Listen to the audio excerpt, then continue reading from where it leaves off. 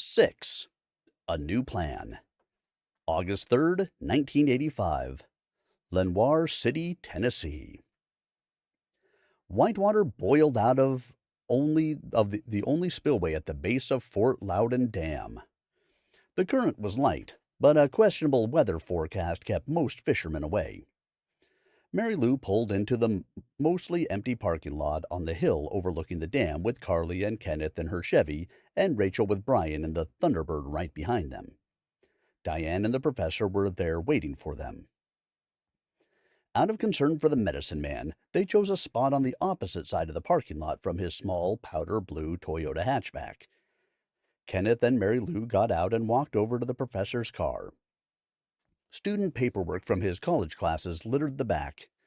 They saw Diane with the near human-sized gray wolf in the vehicle's back seat. Mary Lou's heart fell. She let out a sigh and addressed them both. She forced herself to sound more cheerful than she felt. "Hi, guys. No luck with the professor turning back into himself?" Diane looked worried. "Oh, actually, he did about a half hour after you guys left with the spear in tow. But about 20 minutes ago, John and I were sitting here perfectly fine, and then he started having something like a seizure. I threw that blanket you see in the black back floorboard over the top of him so nobody would notice if they pulled in here. Thank goodness they didn't. As you can see, he's now a wolf again."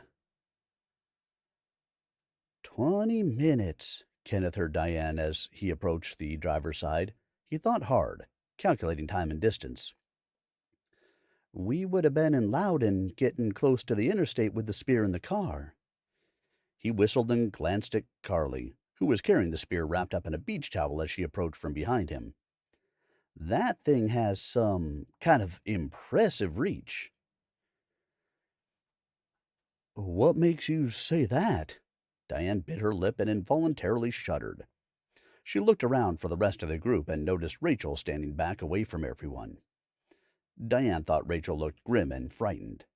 Her own comfort level was non-existent with the spear this close. Diane stared suspiciously at it for a moment, but it was quiet and seemingly harmless. She knew that for a lie, and steeled herself mentally. Kenneth cleared his throat and leaned on the car, looking at his friends.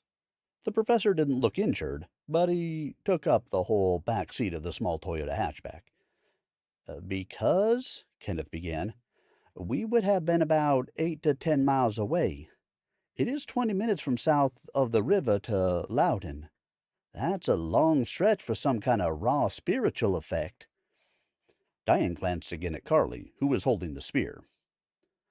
"One wonders what else it can do and what other effect it might have at that distance." Kenneth just nodded and agreed. "Yeah." "Why don't you all quit chattering about it and get it out of here?"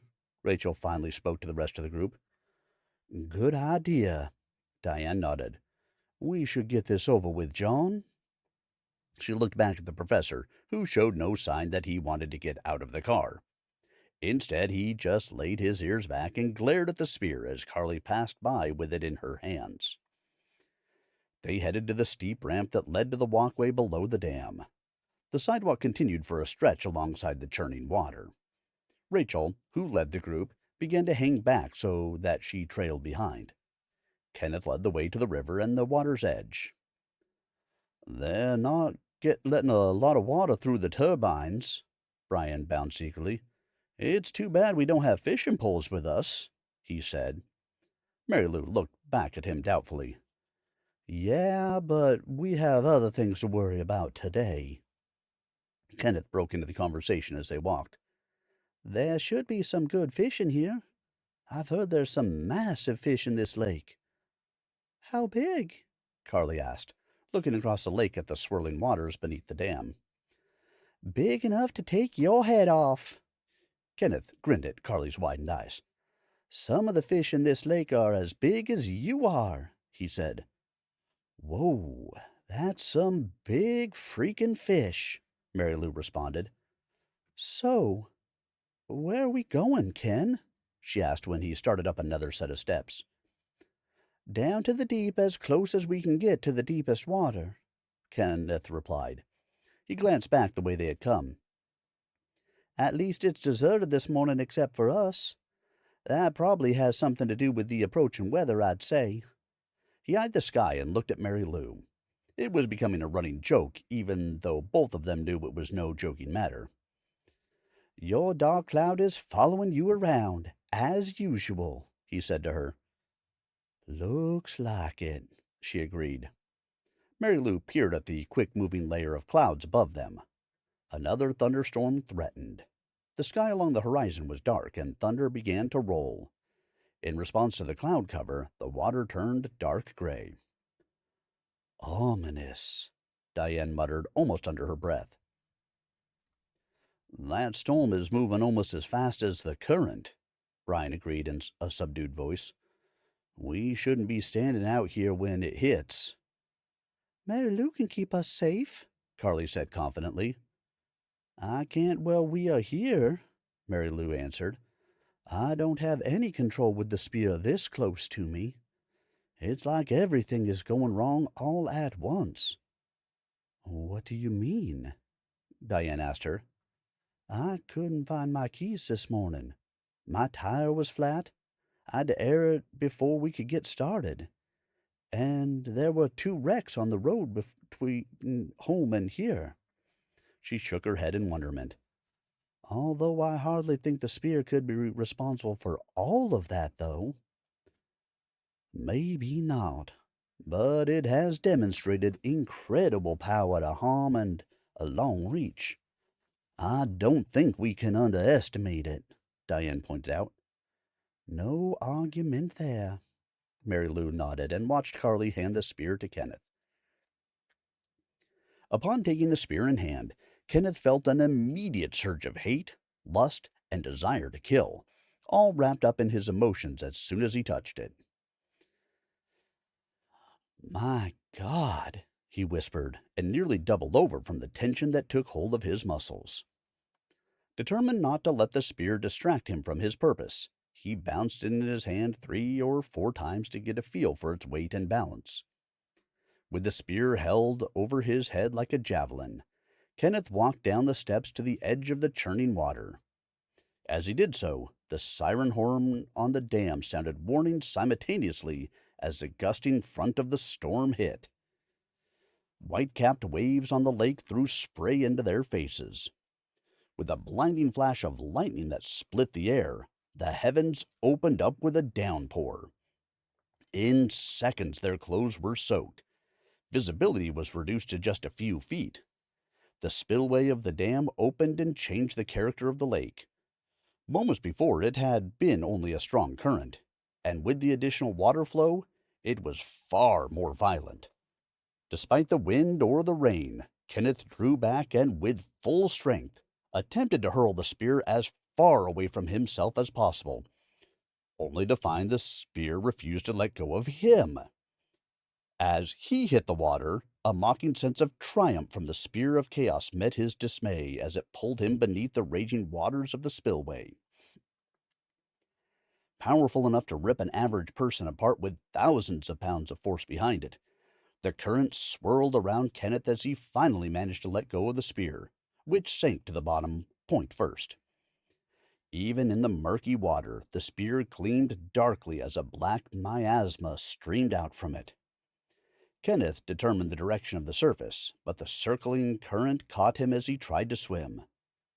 Looking up, he recognized that backlit against the light from above him was the supple shape of the only shark able to live in both fresh water and salt water.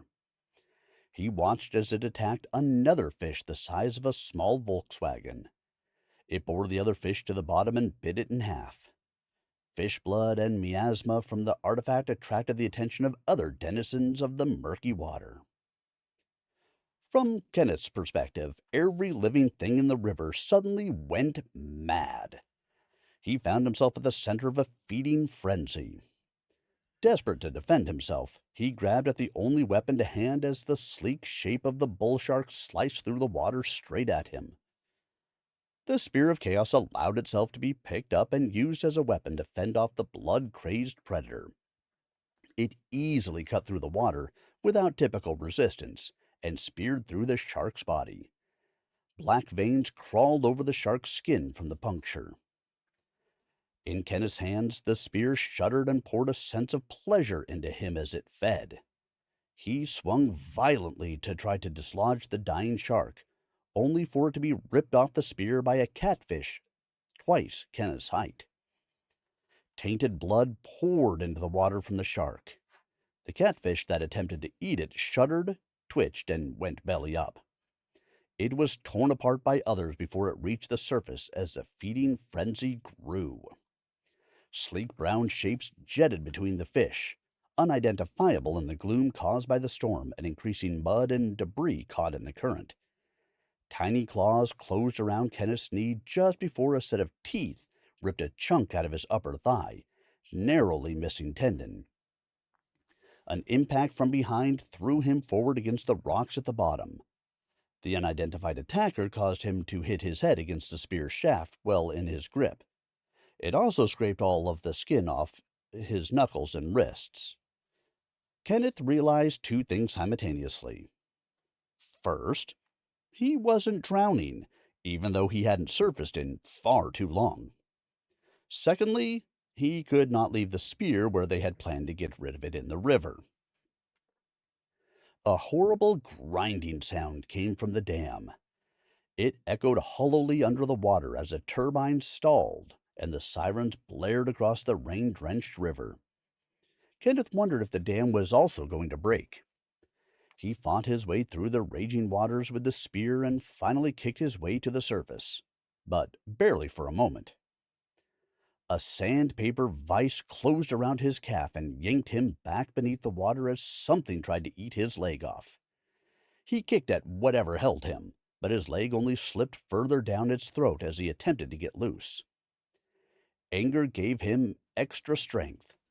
Kenneth finally took the butt of the spear and slammed it into where he estimated the thing's eye might be. Maddened, it let go of him. Rolling as it went past, the sharp edge of a fin tore open his side. It flayed skin apart and laid his ribs open to the bone. Kenneth fought harder to regain the surface. He caught a momentary glimpse of the shore and struck out for it with the spear in tow. With his head just barely above the water, he could not see what rammed into his abdomen and stole his breath as it knocked him back beneath the waves. Another ominous grinding sound echoed as the turbine squealed in distress under the dam. The frenzied fish gave the blackened water a red tinge as they violently got torn apart. Worse, they died en masse as they shared the poison. The corruption of the spear stopped their hearts as they fed. An increasing number of fish floated dead in the current. On shore, the anxious teens heard a growl from the car where Medicine Bear still sat turned into a wolf. Many things suddenly swarmed over the rocks from the river to the parking lot. "Oh, my God!" Diane exclaimed, eyes wide. "Rats! Look!" "Shit!" Brian exclaimed, while Rachel started screaming. "Everything's gone crazy!" More minutes passed. They began to lose hope. "He's dead!" Rachel sobbed, inconsolable. She looked at Brian with wounded eyes and her hair plastered to her face. "That thing finally managed to kill one of us! Ulfer, you bastard!" she screamed at the river. Mary Lou, unwilling to give up, tried to peer through the rain and scoured the banks to either side of the river with her eyes. She mentally reached out with her empathic gift. She could still feel Kenneth's presence. "No, he's not dead," she screamed back at Rachel. "We have to find him." "It's been at least 20 minutes," Brian argued. "There's no way." "I know he's not dead." Mary Lou was crying but determined. "Wake up, Mary Lou. There's no way anybody could have survived that." Brian tried his best to comfort Rachel by holding her while attempting to make his other friends see logic. "It's time to go. We'll call the rescue squad and have 'em dredge for his body. It'll only take 'em about 5 to 8 minutes to get here. I can call them from my EMS radio in the car." "You can go!" Mary Lou snapped through chattering teeth. Goosebumps covered her arms as she tried rubbing them to warm herself in the drenching rain. She was too upset even to try to reach out for the storm to calm it. "I'm staying right here," Mary Lou declared. She peered through the water pouring down her face. "I know he's coming. I can feel it." She trailed off hopefully. The logic was beginning to war with even her conviction. It had been too long, and the minutes were ticking away. She knew Brian had a radio. The rescue squad would be on their way soon. "Either Ken's dead, or he isn't," Carly shrugged. "We can't do anything. You can stand here and argue about it, but I'm going back to the car and out of the rain." Mary Lou turned to glare at Carly's departing back. Her mouth was open, and her eyes were wide with surprise. For that moment, Carly's cold response chilled her to silence more than the wet droplets running down her neck. She watched forlornly as the rest of her friends walked up the ramp. Mary Lou scoured the raging current one more time before she, too, gave up and walked away. A splash caught her attention, and she gasped. "There!" She turned to yell at the others, but they couldn't hear her over the thunderstorm from the parking lot. Kenneth finally surfaced at the water's edge with the spear in hand. Grabbing onto a large rock, he steadied himself as he spit water and gasped air. "Ken, are you okay?" Mary Lou clambered over the rocks and grabbed him to help him up onto the bank. "I've been better," he said, gasping. "We need a new plan, though. This thing is too dangerous to leave just lying around." "We're running out of ideas," she said as she half pulled, half supported him up the walkway. Her eyes were big, and she shivered in the cold rain. Icy fingers seemed to trail up and down her back with the proximity of the spear.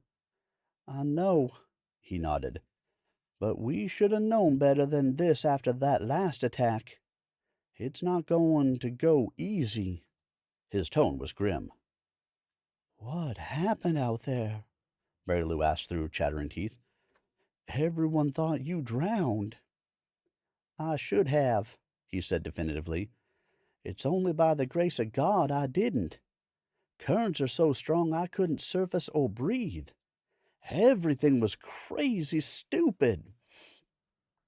One of the turbines broke after the spear hit the water. There's no way I could leave it." "We'll figure it out later. For now, let's get you warm and dry," Mary Lou said. "I'm just grateful you made it out of there." Her relief made her forget her reserve, and she slipped her arms around him. "I seem to be immortal," Kenneth began with an indrawn breath and ended with an ironic chuckle. "Well, if we had to be stuck with this damned thing, at least there are some perks." He checked his wounds, which, though raw, were already closing. Rachel interrupted him while he was still trying to speak. She only had eyes for the spear Kenneth held and completely ignored what he'd said. "How dare you!" she screamed shrilly. Rachel's frustration and fear found voice. "What are you doing? That thing is supposed to be gone, gotten rid of. You had no business bringing it back up here." "Damn, Ken. It's been 45 minutes at this point, and Loudon Rescue is on the way, but Rach is right. We need to be done with this thing for good." Brian pointed at the spear. "I'm glad you made it out of there alive, but we came out here to get rid of it. What gives, man?" Kenneth handed the spear to Carly, who took it reluctantly. "Somebody better have a towel or something," he said. Brian happened to have a spare shirt in his trunk. Kenneth wiped the water, mud, and blood off his face as he explained. Diane and the professor stood by, listening quietly to the conversation. Diane looked worried but felt helpless. She had also thought the boy was gone, drowned in the river. "Here's how I see it now," Kenneth said. His expression was grim as he looked around at the group. "If we leave it out here, it's going to get serious fast. Spear of chaos, right? What could possibly go wrong with that on the downside of that much water?" He paused to let his words sink in. Their eyes widened as they realized what he was saying. Rachel looked at the dam and finally got it. Her shoulders sagged in defeat as Kenneth continued. "If the dam doesn't break, the water will be poisoned for miles. If the water isn't poisoned, how many deaths of fishermen or workers would the spear be responsible for? And us by extension. I'm sorry, Rachel.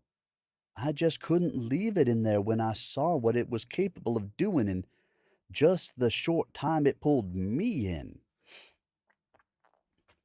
"We can't do it this way," Diane said. She thought hard to come up with alternatives and drew a blank. She threw up her hands. "We're going to have to take it back home," Carly sighed. "Again." "Yep," Kenneth agreed. "Or no." He stopped, thinking. "It needs to go back to your place, Carly." Brian's expression was bleak. "We can't do anything else today either." "It seems to do the least amount of damage at Mom and Dad's," Mary Lou observed. "Probably because they're already so dysfunctional."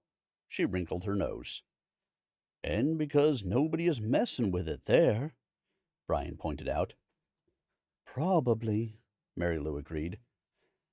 "Okay, so we'll take it back there wrapped up and hide it in the garage and all the junk they keep in there." "Let's go then. The sooner we drop this thing off, the better," Brian said. "Wait," Ken stopped them.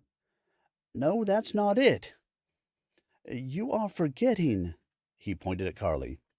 "She is why it does less damage stuck in the basement garage in Knoxville and all the hoarded chaos of the mess your mom keeps. It's what's around her neck, the blood ruby, that's keeping it in check." Carly wrinkled her nose. "Probably." She looked up the hill and noted that help was late to arrive. She pointed at the flashing lights. Ken turned to see an ambulance, marked Lenore City Police patrol car, and two SUVs that came smoothly in behind them. One officer had a boat in tow marked Loudoun County Fire and Rescue. Brian's face lit with a grin, his relief showing. "They'll want to have a look at you, Ken. We better go talk to them anyway so they know they weren't called out here on a wild goose chase." Brian walked over to the Lenore City officer, greeted him with a handshake, and high-fived the EMT that got out of the ambulance. Kenneth joined them. The others stood back watching while Ken went to the back of the ambulance where the EMTs looked at his injuries. Mary Lou felt almost shocked at what had just happened. She could tell from their wary eyes and pensive faces that her friends weren't happy either. Carly was oddly resigned and quiet. Rachel's teeth clacked together, chattering with both cold and nerves as she hugged herself. "We have to do something," Mary Lou said softly, "before one of us dies for real." Diane moved closer. "You're right, Mary Lou," she agreed. "I've seen enough death and trat already because of that thing and its maker. Ken's right. We can't leave it someplace without an active guard. It's dangerous. It's clearly capable of attacking and manipulating its environment. Maybe it'll be satisfied for a while, though, after this little incident. I hope anyway. I hope this will give us time to figure out what our new path will be," Mary Lou said. "Girls, After witnessing this today, I'd say we don't have the time to play around any longer, Diane replied. We need that new plan now. Despite the magic ruby, I suspect that taking it back to a child's house, even with protection, is a bad idea. Sooner or later, the spear will be found, and how's she gonna explain it to her parents? If they try to get rid of it not knowing what they have, that would be a highly volatile situation and put other lives at risk. So, what do you suggest? Mary Lou asked. We'll take it for now, Diane said flatly with distaste. I'm an adult. I live alone. Our coyote friend is there to help guard it, at least part of the time. As an avatar, he has some spiritual protection of his own. Then what? Mary Lou asked pointedly. I'm not done, Diane told her and looked to her sister. Carly. What? Carly asked. You're gonna have to give up your necklace, Diane told her. But I'm charged with holding on to both things, Carly objected in a plaintive tone. Diane didn't entirely ignore the young girl's narrowed eyes and tight lips. Did she see a glimmer of possessiveness over the spear? Was it taking hold of her after all? You don't have a choice, child, Diane pointed out.